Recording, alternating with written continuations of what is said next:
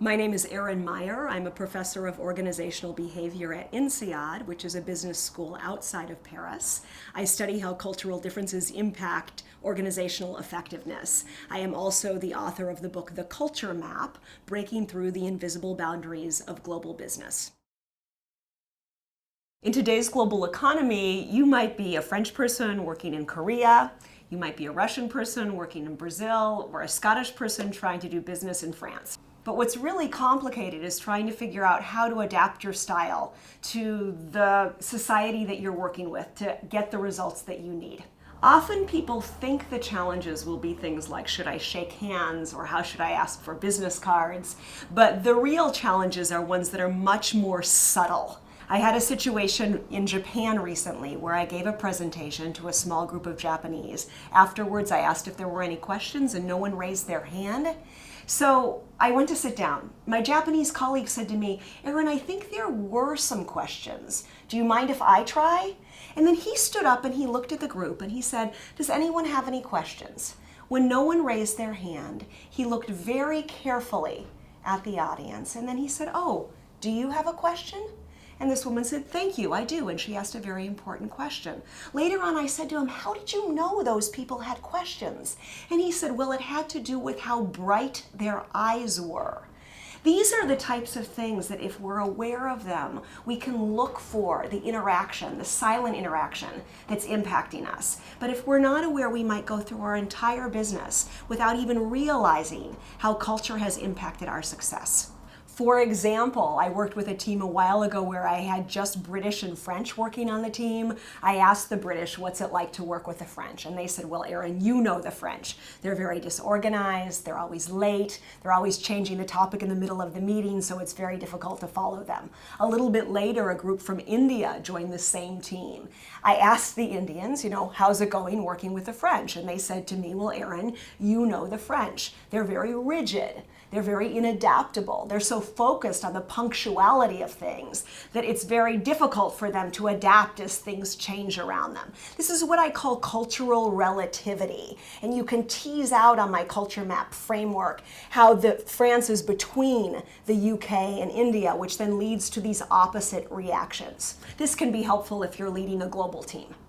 I've been working with Heineken, this big Dutch brewing company, and a while ago they purchased a big office in Monterrey, Mexico, and I had these Mexicans who were managing Dutch people. Now in the Netherlands, people learn from a very young age that an authority figure is really just a facilitator among equals. And in Mexico, children learn from a very young age to really defer to the authority figure. So I had these Mexicans who are managing these Dutch people, and they said to me, "Erin, managing Dutch people is absolutely incredible because they do not care at all that I'm the boss. So I go into these meetings, I'm trying to roll out my strategy, my team is contradicting me, they're challenging me, they're taking my ideas off in other directions. Sometimes I just want to plead with them, please, don't forget that I'm the boss."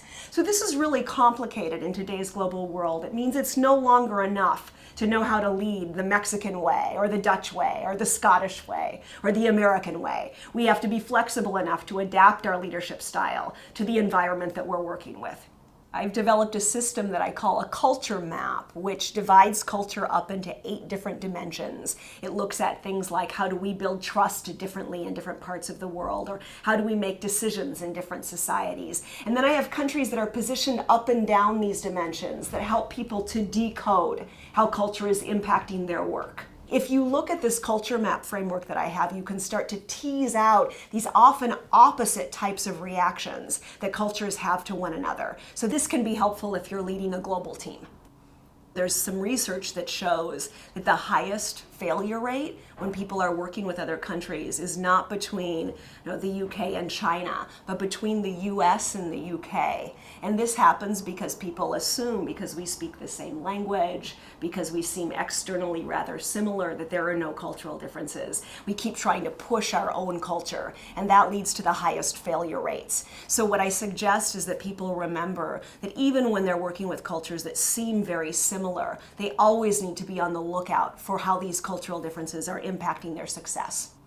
Often people think that challenges will arise only when we're working face to face. But even when we're working over the email or the telephone, cultural differences may be impacting us. For example, in the UK, it's very common at the end of a phone call that you would write into an email everything that had been decided and send that recap out. I was doing some work in India a while ago. One of my Indian clients said, Erin, in my culture, if we make some decisions on the telephone and we come to some conclusions verbally, that would be enough for me. If you get off of the phone then and you put into writing everything that we've decided and you send that email to me, that would be a clear signal to me that you don't trust me. So companies need to be thinking about this, not just when we're taking a trip, but at every moment that we're working internationally. There's some very interesting research that shows that if you show a video of fish swimming through an aquarium, that people in Western countries will see mostly the fish in front, and people in Asian countries will see mostly the things that are happening in the background.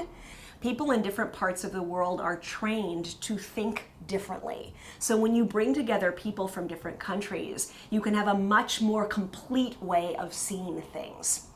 The team may be better at identifying risks, better at coming up with innovative ideas. As long as the manager knows how to manage these differences effectively, it can be extremely positive for the organization.